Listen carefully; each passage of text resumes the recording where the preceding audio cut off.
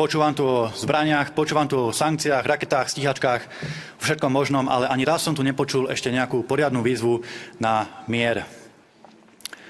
Vojna na Ukrajine trvá už takmer rok. Politici sa predbiehajú, kto bude viac proukrajinský, kto bude viac proruský, ale pritom často zabúdajú, že by sa mali starať v prvom rade o svoje vlastné národy. Isté, vám sa tu niektorým ľahko vykrikuje: pošlime viac zbraní, pošlime viac rakiet, poďme ešte do väčšej vojny, pretože vy, kolegovia politici, do tej vojny nepôjdete. Do tej vojny by išli zomierať obyčajní bežní ľudia. Lenže obyčajní bežní ľudia už majú plné zuby toho zdražovania, toho strachu a aj toho zomierania. Je našou morálnou povinnosťou im pomôcť a zvýšiť nielen ekonomickú, humanitárnu, ale aj obrannú vojenskú pomoc.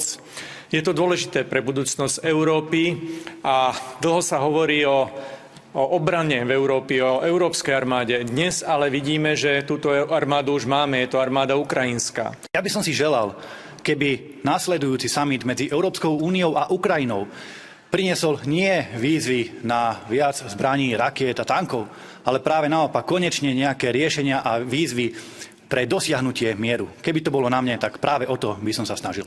Ďakujem.